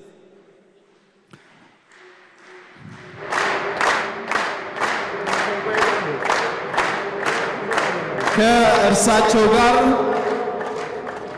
እንደዚህ ዋንጫና ካባ የሚሸለሙት አሁን በሕይወት የሌሉ ዶክተር አምባቸው መኮንን የኢንዱስትሪ ሚኒስቴርን ሆነ የክልሉ ርዕሰ መስተዳድር በነበሩበት ጊዜ የፓርኩን የግንባታ ስራ አፈጻጸም በመገምገም ያጋጠሙ ችግሮችን ፈጥነው እንዲፈቱ አመራር በመስጠት ፓርኩ ለዚህ ደረጃ እንዲደርስ ላበረከቱት አስተዋጽኦ ይህ የዋንጫና የካባ ሽልማት ተበርክቷል። ለቤተሰቦቻቸው የሰሩትን መልካም ስራ ለማስታወስ ነው። ሞቅ ያለ ጭብጨባ ባካችሁ። ከዚሁ ጋራ ትንሽ በርከት ያሉ ዛሬ ግን በዚህ መድረክ ልንሸልማቸው ማንችላቸው የሰርቲፊኬት ተሸላሚዎች አሉ። ቶሎ ቶሎ ስማቸውን በመጥራት አልፋለሁኝ። በዚህ መሰረት እነዚህ ከታች የተዘረዘሩት ተሸላሚዎቻችን ሰርቲፊኬት በየመስሪያ ቤታቸው በአድራሻቸው ይሰጣቸዋል። የኢፌዴሪ ንግድና ኢንዱስትሪ ሚኒስቴር እያጨበጨባችሁ ለኢፌዴሪ ገንዘብ ሚኒስቴር፣ ለተባበሩት መንግስታት የኢንዱስትሪ ልማት ድርጅት ዩኒዶ፣ ለአፍሪካ ልማት ባንክ፣ ለአማራ ብሔራዊ ክልላዊ መንግስት ኢንዱስትሪና ኢንቨስትመንት ቢሮ፣ ለምዕራብ ጎጃም ዞን አስተዳደር ጭብጨባ ግን የለም፣ ለቡሬ ከተማ ከንቲባ ጽህፈት ቤት፣ ለአማራ ብሔራዊ ክልላዊ መንግስት የመንግስት የልማት ድርጅቶች ድጋፍና ክትትል ባለስልጣን እንዲሁም ለፓርኩ የግንባታ ስራ ለተሳተፉ 9 ስራ ተቋራጮችና 3 አማካሪ ድርጅቶች በየአድራሻቸው ሰርቲፊኬት እንሰጣቸዋለን። እናንተ ሞቅ ያለ ጭብጨባ ባካችሁ። ከዚህ በመቀጠል አቶ በላይነህ ክንዴ አሸልማለሁ ባካችሁ እነዚህን ወገኖች ሸልሙልኝ ብለው በክብር ጠቅላይ ሚኒስትሩ ፊት ተሸላሚዎችን ላቅርብ ብለው ባቀረቡ መሰረት እንግዲህ ተሸላሚዎችን ልንጠራ ነው። አቶ በላይነህን ወደዚህ ተጋብዛለሁ።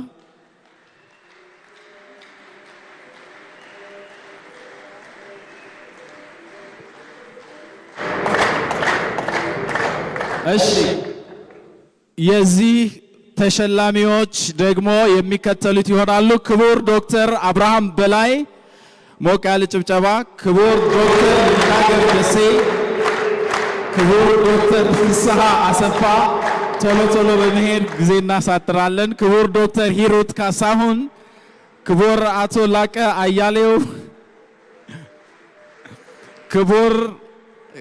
ክብርት ወይዘሮ ዳግማዊት ሞገስ፣ ክቡር ኢንጂነር ወርቁ ጋቸና፣ ክቡር አቶ ዮሐንስ ቧያለው፣ የተከበረው ወይዘሮ ወርቅ ሰሙ ማሞ፣ ክቡር አቶ ሸቴ አስፋው፣ ክቡር አምባሳደር ምስጋናው አረጋ፣ ክቡር አቶ ንጉሱ ጥላሁን፣ ክቡር አቶ መስፍን መላኩ፣ ክቡር አቶ አቤ ሳኖ፣ ክቡር አቶ ማሞ ምህረቱና ክቡር አቶ አበባ አበባየው ቶሎ ቶሎ ሽልማታቸውን ይወስዳሉ። ሞቅ ያለ ጭብጨባ።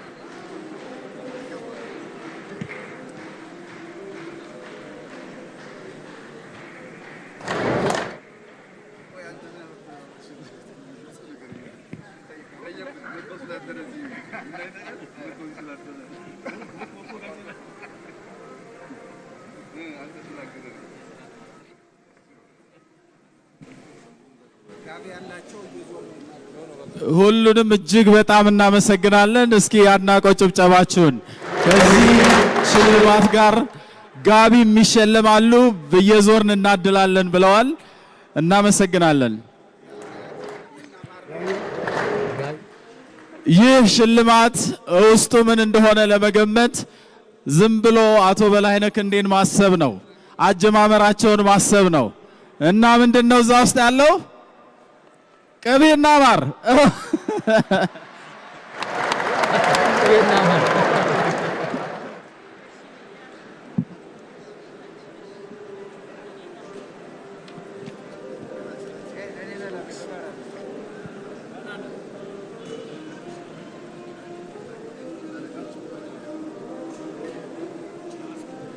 እሺ በመቀጠል ኢንዱስትሪ ፓርኩ ወይም የአማራ ብሔራዊ ክልላዊ መንግስት የኢንዱስትሪ ፓርኮች ልማት ኮርፖሬሽን የሚከተሉትን ከፍተኛ አመራሮች ይሸልሙልኝ ብሏል። በዚህ መሰረት ክቡር አቶ ደመቀ መኮንን የኢፌዴሪ ምክትል ጠቅላይ ሚኒስትርና የውጭ ጉዳይ ሚኒስትር፣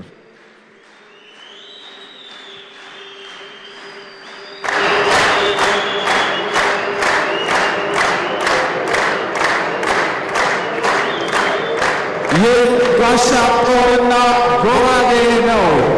የሚገርመው ጋሻው ሙሉ በሙሉ በብር የተሰራና እጅግ በጣም ውድ የሚያምር ጋሻ ነው። ጋሻን ጦርና ጎራዴ የጀግኖች አርበኞቻችን ሌጋሲን ማስቀጠል፣ የአግሮ ኢንዱስትሪ ፓርኮችን ልማት በማሳደግ የግብርናና የኢንዱስትሪ ትስስርን ማጠናከርና ልማታችንን ማፋጠን እንደሚገባ የሚያመላክት ነው። እንደምታዩት እላው ላይ ልዩ ልዩ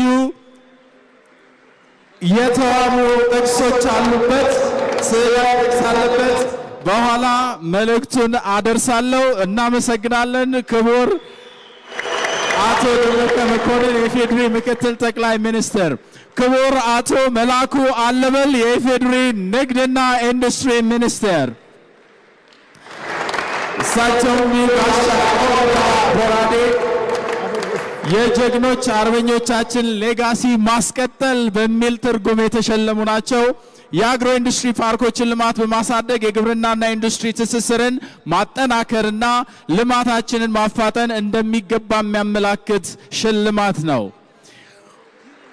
በመቀጠል ክቡር አቶ ገዱ አንዳርጋቸው የኢፌዴሪ ጠቅላይ ሚኒስትር የብሔራዊ ደህንነት አማካሪ ሚኒስትር ናቸው። እሳቸው እዚህ ጋሻ የጦርና ጎራዴ ተሸላሚ ናቸው። ሞቅ ያለ ጭብጨባ።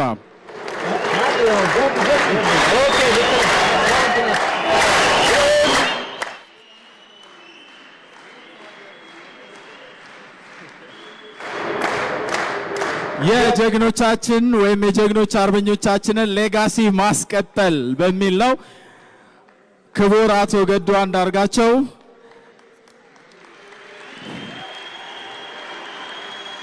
በመቀጠል ክቡር አቶ ተመስገን ጥሩነህ የብሔራዊ መረጃና ደህንነት አገልግሎት ዋና ዳይሬክተር ናቸው። እሳቸው የጋሻ ጦርና ጎራዴ ተሸላሚ ናቸው።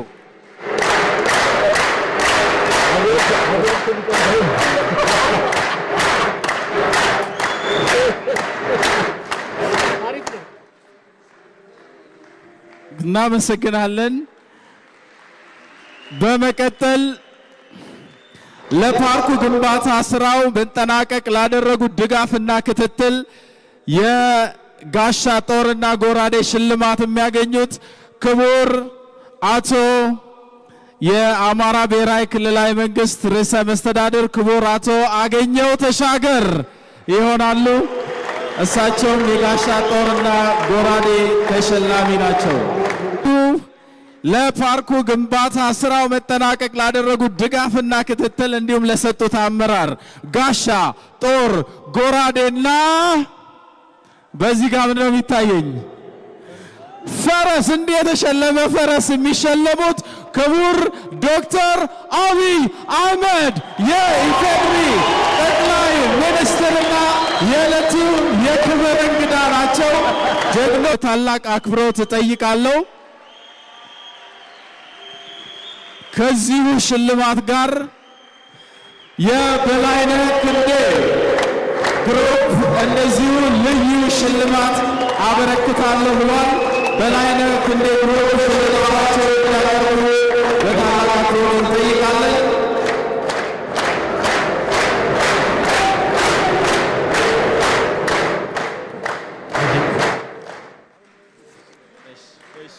እሺ በመጨረሻ የዕለቱ የክብር እንግዳችን ንግግር እንዲያደርጉልን በታላቅ አክብሮት እጠይቃለሁ።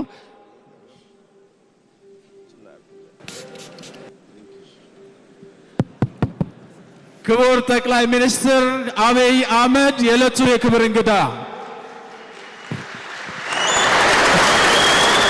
በጣም አመሰግናለሁ።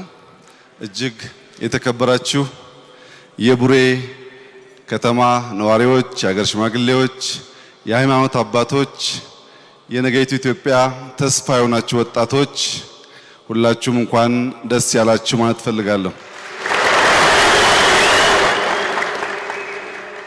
ክቡር አቶ ደመቀ መኮንን፣ ክቡር አቶ አገኘው፣ የተከበራችሁ የፌዴራልና የክልል የሥራ ኃላፊዎች፣ እጅግ የተከበሩ ባለጸጋ በላይነህ ክንዴ፣ እጅግ የተከበሩ ባለጸጋ ሙላት፣ እንዲሁም ስማችሁን ያልጠቀስኳችሁ የተከበራችሁ አገር ወዳድና ስራ ወዳድ ዜጎች በሙሉ እንዲህ ባለ ድንቅ ስብስብ ተገኝተን አስደሳች የሥራ ውጤት ለማስመረቅ ስለበቃን የተሰማኝን ልባዊ ደስታ እየገለጽኩ እንኳን ደስ ያላችሁ ላችሁ እወዳለሁ።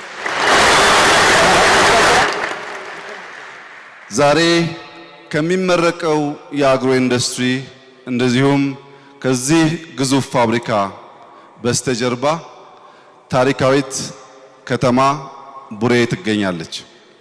ቡሬ ላለፉት 700 ዓመታት በንግድ ትስስርና በልማት ስሟ የሚጠራ አንዳንዶች የኢትዮጵያ ከነዓን ሚሏት የማር የወተት እና የብዙ ምርቶች ውጤት ብዙዎችን ህዝቦች ያስተሳሰረች እጅግ ውብ ከተማ ከታሪኳና ከገዘፈው ማንነቷ ኋላ የቀረ ልማት የነበራት ቢሆንም ዛሬ ወደ ቀደመው ማንነቷ ይመልሳት የልማት ጅማሮ ፈርቀዳጅ የሆነውን ይህንን ግዙፍ ኢንዱስትሪያል ፓርክና ፋብሪካ መመረቅ በመቻላችን ሁላችሁም እንኳን ደስ ያላችሁ ማለት ፈልጋለሁ።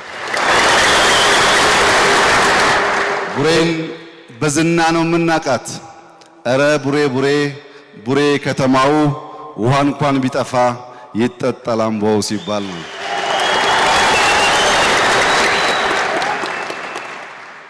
እርጎ ለሚበላ አምቦ ለሚጠጣ አባይን ተሻግሮ ቡሬ ዳሞት ይምጣ የተባለላት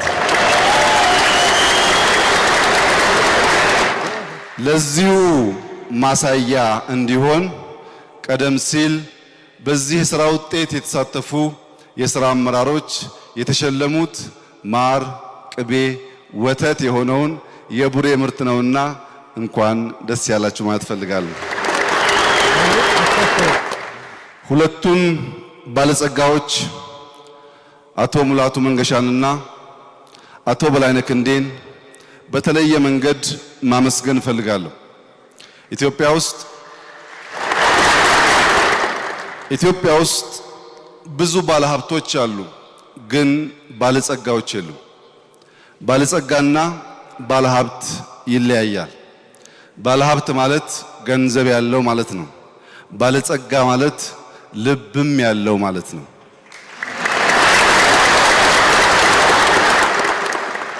ባለጸጋ ሰርቶ ያሰራል። ባለጸጋ አትርፎ ያካፍላል። ባለጸጋ ለብዙ ወጣቶች ተስፋም ስራም ይሰጣል። ባለሀብት በዚያ ልክ መጠቀሙን እርግጠኛ ባልሆንም ባለሀብቶቻችን ሁሉ እንደ ጀግናው በላይነህ ክንዴ እንደ ጀግናው ሙላት ባለጸጋ እንድትሆኑ በአክብሮት ጠይቃቸዋለሁ። ባለሀብቶቻችን ባለጸጋ ከሆኑ የፖለቲካ ሰዎች አገልጋይ ከሆኑ የምንመኛትን ኢትዮጵያ ማምጣት እንችላለን። ባለሀብት ብቻውን ባለጸጋ መሆን ሳይችል፣ ፖለቲከኛ ብቻውን አገልጋይ መሆን ሳይችል ኢትዮጵያን ምንም ያህል ብንወዳት ከሚገባት ስፍራ ማስቀመጥ ስለምንቸገር ፖለቲከኞች በትህትና ተሞልተን ለማገልገል እንድንዘጋጅ፣ ባለሀብቶች ከወንድሞቻችሁ ተምራችሁ ባለጸጎች እንድትሆኑ ይህንን በማድረግ ኢትዮጵያን በሚገባት ስፍራ ማስቀመጥ የሚቻል መሆኑንና ይህንን በጋራ ለማሳካት የዛሬው ምርቃት ፈርቀዳጅ አመላካች እንደሆነ መገንዘብ ይቻላል። ሁሉም ባለጸጎች ባለሀብቶች ናቸው። ሁሉም ባለሀብቶች ግን ባለጸጎች አይደሉም። ወረቀት ማከማቸት ብቻ ሳይሆን ካከማቸነው ማካፈልና ደሃን በኢትዮጵያ ለማየት በጎዳና ላይ የሚኖር ወጣት በኢትዮጵያ ለማየት ለኔና ለቤተሰቤ ሳይሆን ለትውልድ የሚተርፍ ስራ የሚል ባለጸጎች ሲበራከቱ ያኔ ኢትዮጵያ እንደ ስሟ ታላቅ ትሆናለች። ባለጸጎች እንዲበራከቱልን የምንፈልግበት ዋናው ምክንያት ፍራፍሬ ልከን ጭማቂ ማስመጣት ተገቢ ስላልሆነ ነው። በቡሬና አካባቢዋ በአጠቃላይ በዳሞት ከፍተኛ ምርት ቢመረትም ፍራፍሬን እየላክን ጁስ ስንቀበል ቆይተናል። ሰሊጥና ኑግ እየላክን ዘይት ስናስመጣ ቆይተናል።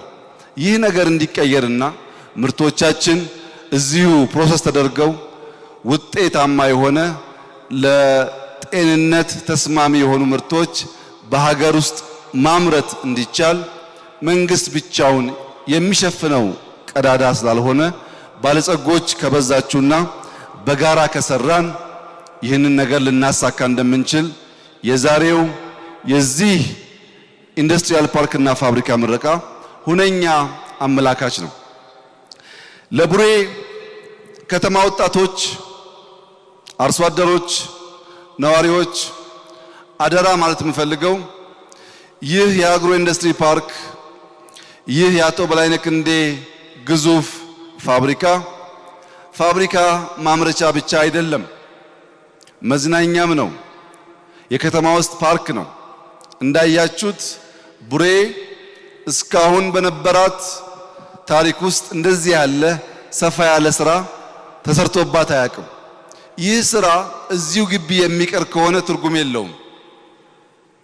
የቡሬ ከተማ ሃይስኩል ተማሪዎች፣ የደብረ ማርቆስ ዩኒቨርሲቲ እዚህ ያለው ፋካልቲ ተማሪዎች በዚህ ፓርክ ውስጥ ዛፍ እየተከላችሁ አበባ እየተከላችሁ ቀጣይ ትውልድ ተፈጥሮን እያደነቀ መልካም ነገር እያየ የሚዝናናበት ወክ የሚያደርግበት ሳይክል የሚያሽከረክርበት እንዳይቸገር አድርገን ይህን አግሮ ኢንዱስትሪ ማምረቻ ብቻ ሳይሆን መዝናኛም ጭምር ማድረግ እንችላለን። ሰው በልቶ ሆዱ ከጠገበ በኋላ ቀጥሎ የሚያነሳው ነገር የሚዝናናበት ቦታ ነው። በልተን ለመጥገብ ስራው መልካም ቢሆንም ከጠገብን በኋላ የሚነሳው ጥያቄ ከወዲሁ ስራ መጀመር ስለሚያስፈልግ ወጣቶች ተክታችሁ አካባቢውን እጅግ ውብና ማራኪ ብዙዎች ከተለያየ ከተማ እየመጡ የሚያዩት እንደምታደርጉት ያለኝን ተስፋ እየገለጽኩ በሚቀጥለው ክረምት የችግኝ ተከላ መርሃ ግብር ውስጥ የቡሬ ከተማ ከጋበዘን እኔም ከእናንተ ጋር ሆኜ በዚህ አካባቢ ችግኝ ለመትከል ፍላጎት ያለኝ መሆኑን ገልጻለሁ። አንድ የጎጃም አርሶ አደር ያው እንደምታውቁት የጎጃም አርሶ አደር በጣም ታታሪ ነው። በአንድ ቀን በጠዋት ተነስቶ ማሳውን እያሰናዳ ሳለ ችግር ገጠመው። ጠዋት ላይ ኃይለኛ ዝናብ ዘነበ፣ ስራውን የሚያስተጓጉል። ከሰዓት ላይ ጠንከር ያለ የቀትር ፀሐይ ወጣበት። ማታ ላይም እንዲሁ ንፋስ መጣበት። ይህ ሰው ተፈጥሮ ወይም ሌላ ኩነት ሲያጋጥም የሚናገር ነበርና በእለቱ በነበረው ዝምታ የተገረመ አንድ ወዳጁ ምን ነው ዛሬ ጠዋት ቢዘንብ ቀን ፀሐይ ቢወጣ ማታ ቢነፍስ ዝም አልክ አለው።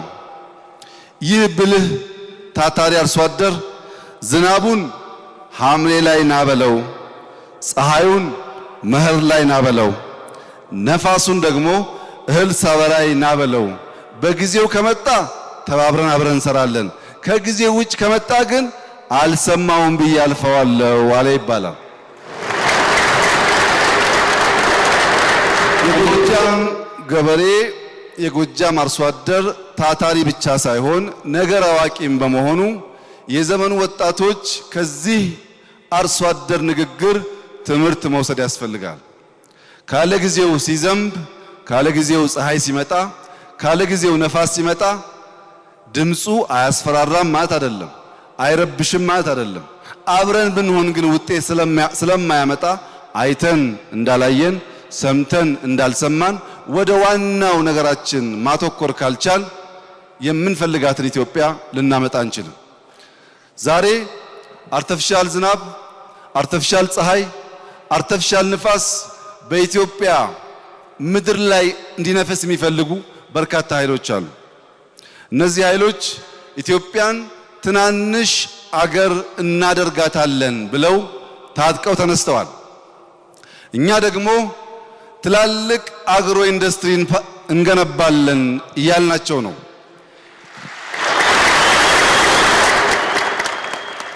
የትኛው ሐሳብ አሸናፊ ሆኖ እንደሚመጣ በጊዜ ውስጥ አብረን የምናይ ቢሆንም ለመላው የኢትዮጵያ ሕዝብ ከግራ ከቀኝ ሲነፍስ ከግራ ከቀኝ ሲወራ እኛም አብረን የምንነጉድ ከሆነ የኢትዮጵያ ህልውናና የምናስባትን ትልቅ ሀገር መገንባት አስቸጋሪ ስለሚሆን አሁን ኢትዮጵያ በጀመረችው መንገድ ከቀጠለች የዓለም የዲፕሎማሲ የፖለቲካ ሴንተር ትሆናለች። በአካባቢውም ሀያል መሆን ስለምትችል ከወዲሁ ብንገታት ለሚሉ ኃይሎችም ሲሳይ ስለምንሆን እኛ ኢትዮጵያውያን ልባም መሆን ይጠበቅብናል። በቤታችን የሚያጨቃጭቅ የሚያነጋግር ነገር ሊኖር ይችላል። ቤታችን ተሰርቶ ያለቀ አይደለም። የቤት ውስጥ ንግግር ግን በውጭ እስኪሰማ ድረስ መሆን የለበትም። በውስጥ ስንመካከር፣ በውስጥ ስንጨቃጨቅ ሌሎች ያን ሰምተው ደስተኛ እንዲሆኑ የሚያደርግ የኢትዮጵያን የግዛት አንድነት የሚፈታተን መሆን የለበትም። በእርግጥ ኢትዮጵያ አትፈርስም።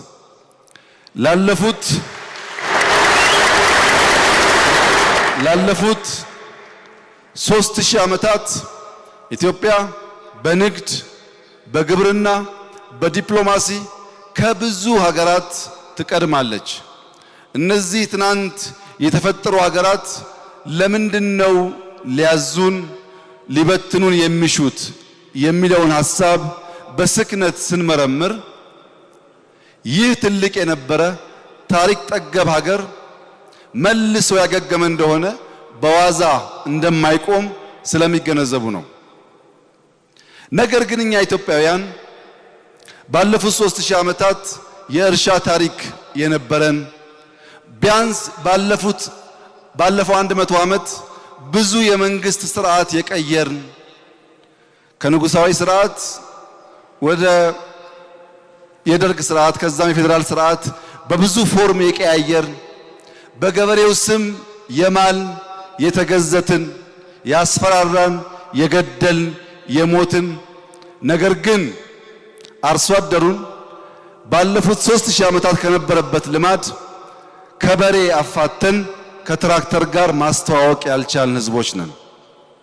ይህን አርሶ አደር በማልንለት ልክ መስዋዕት ለመሆን በተዘጋጀንለት ልክ ከበሬ ያላቀን ወደ ትራክተር ያመረተውን ወደ አግሮ ኢንዱስትሪ በአግሮ ኢንዱስትሪ የተመረተውን ወደ ውጭ መላክና የውጭ ምንዛሪ መሳብ ስንችል ጠላቶቻችን የማንሞከር የማንነካ መሆናቸውን በድጋሚ እንዲገነዘቡ እናደርጋለን።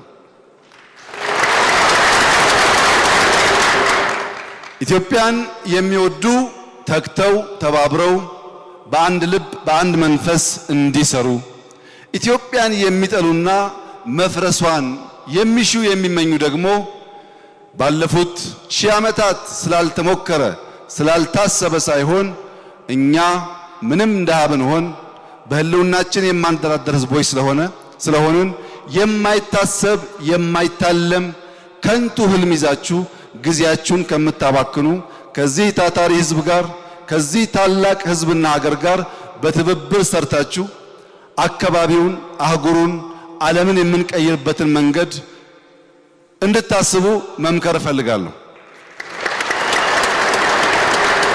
ባለፉት 3 ዓመታት ብዙ ተሞክሮ እንዳልተሳካ ሁሉ ለሚቀጥለው 1000 ዓመታትም ኢትዮጵያን ማፍረስ፣ ኢትዮጵያን ማዋረድ አይቻልም።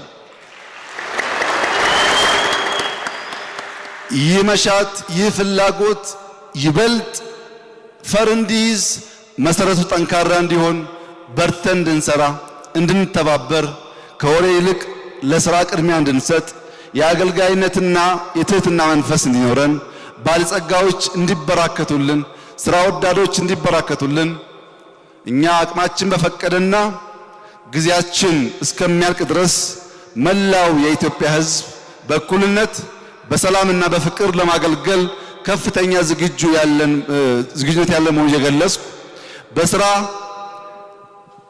ጥረታችሁ ለገጠማችሁ መስተጓጎል፣ ለገጠማችሁ አንዳንድ ችግሮች ባለጸጋ መሆን ስትሹ ባለሀብት ሆናችሁ የቀራችሁ ሰዎች መንግስት በራሱ በኩል ያለውን እጥረትና ድካም እያረመ ድጋፍ እየሰጠ ባለጸጎችን የማብዛቱን ስራ አጠንክሮ እንደሚሰራ በእናንተም በኩል በትብብር መንፈስ እንድትሰሩ አደራ እያልኩ ፈጣሪ ኢትዮጵያንና ሕዝቦቿን አብዝቶ ይባርክ፣ እናንተንም ይባርክ። አመሰግናለሁ።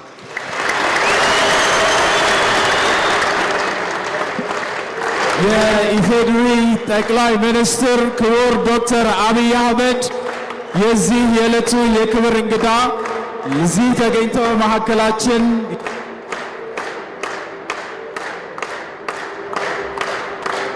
ስላስተላለፉልን እጅግ በጣም እናመሰግናለን። ክቡር ዶክተር አብይ አህመድ የኢፌዴሪ ጠቅላይ ሚኒስትርና የዕለቱ የክብር እንግዳ። ክቡራትና ክቡራን፣ ከመልእክቱም ባሻገር እንደዚሁ በርካታ ሽልማቶች ተሰጥተዋል። በርካቶችም ለሚደርሱት ይደርሳሉ። በፕሮግራም ጥበት ምክንያት ሽልማቶቹን መስጠት አልቻልንም።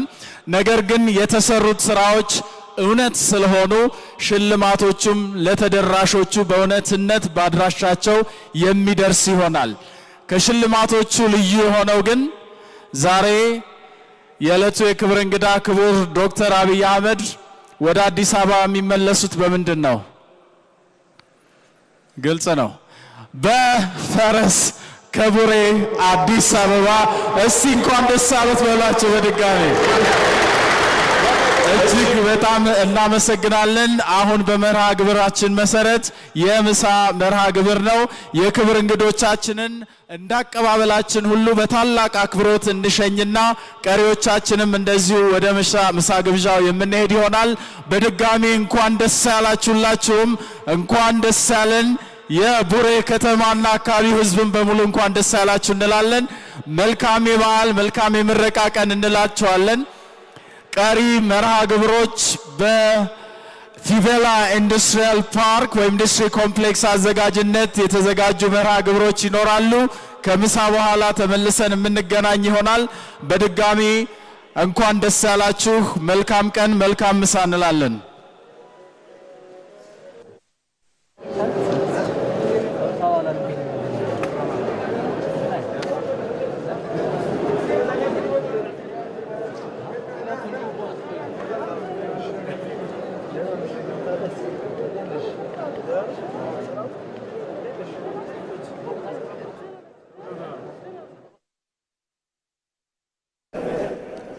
ክቡራን ተመልካቾቻችን ስትከታተላችሁት የቆያችሁት የቡሬ ኢንዱስትሪያል የግብርና ምርት ውጤቶች ማቀነባበሪያ ኢንዱስትሪ ፓርክና የፊቬላ ኢንዱስትሪያል ኃላፊነቱ የተወሰነ የግል ማህበር ያቋቋመውን ፋብሪካ ምረቃ ስነ ስርዓት ነው። እንግዲህ የነዚህ ፋብሪካዎች መመረቅ በተለይም የግብርናውን ምርት ወደ ኢንዱስትሪ ለሚደረገው ሽግግር አጋዥ ይሆናሉ ተብለው ተስፋ የተጣለባቸው ታላላቅ ኢንዱስትሪዎች ናቸው። ስማቸው እንግዲህ በኢንዱስትሪው ምረቃ ስነ ስርዓት ላይ የተለያዩ የፌዴራልና የክልል የስራ ኃላፊዎች ተገኝተው ነው የምረቃ ስነ ስርዓቱን ያከናወኑትና እስኪ ወደ ተነሱት ዋና ዋና ነጥቦች እንለፍ። እነዚህ ኢንዱስትሪ ፓርኮች በዋናነት የግብርና ምርቶችን የሚጠቀሙ ናቸው። እሴት በመጨመር በማቀነባበርና ወደ ምርት በመቀየር ለሀገር ውስጥ ፍጆታና ለውጭ ገበያ የሚቀርብባቸው ግዙፍ ፕሮጀክቶች ናቸው። ስለዚህ እነዚህ ፕሮጀክቶች ሰፊ የስራ ዕድል በመፍጠር ቴክኖሎጂና የእውቀት ሽግግር በማድረግ ከፍተኛ አስተዋጽኦ እንደሚኖራቸው ነው የተለያዩ የፌዴራልና የክልል ከፍተኛ የመንግስት የስራ ኃላፊዎች ባደረጉት ንግግር የገለጹት ማለት ነው። በተለይም እንግዲህ በስራ እድል ፈጠራ ዘርፉ ለወጣቶች የስራ እድል ከመፍጠር ባለፈም የቴክኖሎጂ ሽግግር ይሆናሉ፣ የእውቀት ማዕከል ይሆናሉ፣ ለወጣቶች ለትምህርት ተቋማትና ለተማሪዎችም እንደ ተግባራዊ መማሪያ ይሆናሉ ተብሎ ነው ተስፋ የተጣለባቸው። ከዚህም በተጨማሪ በእነዚህ ኢንዱስትሪዎች ላይ የሚሳተፉ ባለሀብቶችም ሀብትን ከማሳደግ ባለፈም የወጣቶችን የስራ እድል በመፍጠርና ለአካባቢው አርሶ አደሮችም እሴት በመጨመር ምርትና ምርታማነትን በማሳደግ በኩል ለሀገሪቱም የውጭ ምንዛሬን በማስገኘት በኩል የራሳቸው አዎንታዊ ሚና ይኖራቸዋል ነው የተባለው። አዎ የኢንዱስትሪ ፓርኩና የፊቤላ ኢንዱስትሪያል ኮምፕሌክስ አርሶ አደሩን ከኢንዱስትሪዎች ጋር ለማገናኘትም ከፍተኛ አስተዋጽኦ የሚያበረክቱ ናቸው። አርሶ አደሮች ከተለመደው የግብርና ስራ ወጣ ብለው የገበያ ተኮር የግብርና ምርቶች ላይ እንዲያተኩሩ የሚያደርግ ነው። ስለዚህ አርሶ አደሮች ባመረቱት ልክ ተጠቃሚ እንዲሆኑ ከኢንዱስትሪዎች ጋር ትስስር እንዲኖራቸው ኢንዱስትሪዎች ደግሞ አዙረው ደግሞ ለአርሶ አደሮች ግብዓት የሚሆኑ እንዳሁን የምግብ ዘይትን ብንወስድ አርሶ አደሩ የሚፈልጋቸው ናቸው። ነገር ግን አርሶ አደሩ ደግሞ የግድ ማምረት አለበትና እነዛ ላይም አርሶ አደሩ ትኩረት እንዲያደርግ እነዚህ ግዙፍ ፕሮጀክቶች ተግባራዊ መደረጋቸው በቡሬ አካባቢ ከፍተኛ ሚና ይኖራቸዋል ማለት ነው። አዎ እንግዲህ በተለይ ለቡሬ የተቀናጀ የግብርና ምርቶች ማቀነባበሪያ ኢንዱስትሪ ፓርክ መጋቢ ይሆናሉ የተባሉ 7 የገጠር ሽግግር ማዕከላት በተለያዩ አካባቢዎች ማለትም ከዚህ ከኢንዱስትሪ ፓርኩ በ100 ኪሎ ሜትር ርቀት ላይ የሚገነቡ እና እያንዳንዳቸው በ10 ሄክታር ላይ ያረፉ ናቸው። እነዚህ ተቋማት ደግሞ ለአርሶ አደሩ የሽግግር ማዕከል ይሆናሉ። በአርሶ አደሩና በኢንዱስትሪ ፓርኩ መካከል እንደ ድልድይ ሆነው ያገለግላሉ። ከዛም በተጨማሪ ለአርሶ አደሩ ዘመናዊ አሰራርን በማስተዋወቅ በማስተማር ከአርሶ አደሩ ምርቶችን በመቀበል ደግሞ የገበያ ትስስርን ይፈጥራሉ። የተቀበሏቸውን ምርቶች እሴት በመጨመር በማበጠር በማጣራት በማሸግ ለኢንዱስትሪ ፓርኩ የሚያቀርቡ ናቸው። እንግዲህ እነዚህ ተቋማት ደግሞ ትናንሽ ኢንዱስትሪዎች በመሆናቸው ከፍተኛ የስራ እድል የመፍጠር አቅም ይኖራቸዋል። ስማቸው እነዚህ ኢንዱስትሪዎች እንግዲህ ውጤታማ እንዲሆኑ ከፍተኛ ምርት እንዲያመርቱ ሰፊ የስራ እድል እንዲፈጥሩ የአካባቢ ሰላምን መጠበቅ ያስፈልጋል። እንደ ሀገር ስናየው አሁን ፈተኛ ፖለቲካ ጊዜ ውስጥ እንገኛለን። የፌዴራል ጠቅላይ ሚኒስትር ዶክተር አብይ አህመድም በተለይ ደግሞ ሀገርን ለመበታተን ትንንሽ ሀገራትን ለመፍጠር የሚሰሩ ኃይሎች አሉ። ነገር ግን እነዚህን ኃይሎች ወጣቱ በአስተዋይነት በልባምነት ከድርጊታቸው እንዲታቀቡና አላማቸው እንዳይሳካ በትጋት መስራት አለበት። ወጣቱ እንደዚህ አይነት ግዙፍ ፕሮጀክቶች ነው የሚያስፈልጉት። ባለሀብቶችም ደግሞ እሴት የሚጨምሩ ኢንዱስትሪዎች ላይ ትኩረት ካደረጉ እንደ ሀገር የመዋቅራዊ ኢንዱስትሪ ሽግግር ማድረግ እንችላለን። ስለዚህ ወጣቱ አስተዋይ ሆኖ ሀገርን ለመብታተን ከሚሰሩ ኃይሎች ተቆጥበው የኢትዮጵያን አንድነት እና ወደ ሀያላን ሀገራት ለማድረግ ለምናደርገው ጥረት ተባባሪ መሆን እንዳለበትም መልእክት አስተላልፈዋል።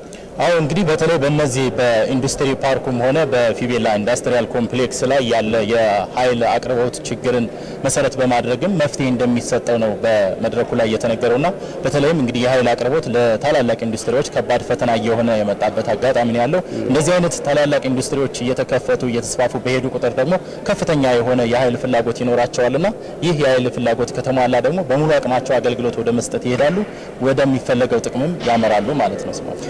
ስለዚህ እንደ ሀገር አርሶ አደሩን ተጠቃሚ ለማድረግ እንዲሁም ዘመናዊ ቴክኖሎጂን እንዲጠቀም ለማድረግ መንግስት ሰፊ ስራዎች ይጠበቁበታል ብለዋል ጠቅላይ ሚኒስትሩ በንግግራቸው። አርሶ አደሩን ማዕከል አድርገን የፖለቲካ ስልጣናችን እየሰራን ነው። ስለዚህ አርሶ አደሩ ዘመናዊ ቴክኖሎጂ እንዲጠቀም ከትራክተር ጋር እንዲገናኝ ሰፊ ስራዎችን መስራት አለብን። ይህ እንደ መንግስት በትኩረት እየተሰራበት ነው ብለዋል። እነዚህ ኢንዱስትሪ ፓርኩና የፊቤላ ኢንዱስትሪያል ኮምፕሌክስም ከአርሶ አደሩ ጋር ቀጥተኛ ቁርኝት ስላላቸው አርሶ አደሩ ዘመናዊ ቴክኖሎጂ እንዲጠቀም ሰፊ ስራ መስራት ይጠይቀናል ብለዋል። እንግዲህ የአማራ ቴሌቪዥንም የቡሬ የተቀናጀ ግብርና ምርቶች ማቀነባበሪያ ኢንዱስትሪ ፓርክንና የፊቤላ ኢንዱስትሪያል ኮምፕሌክስን የምረቃ ስነ ስርዓትን ወደ እናንተ ሲያደርስ ቆይቷል። አብዮት ከፋለና ስማቸው እሸቴ ከጊዜው ስቱዲዮ የካሜራና የስርጭት ባለሙያዎች ጋር በመሆን መረጃዎችን ወደ እናንተ ስናደርስ ቆይተናል። ጤና ይስጥልን።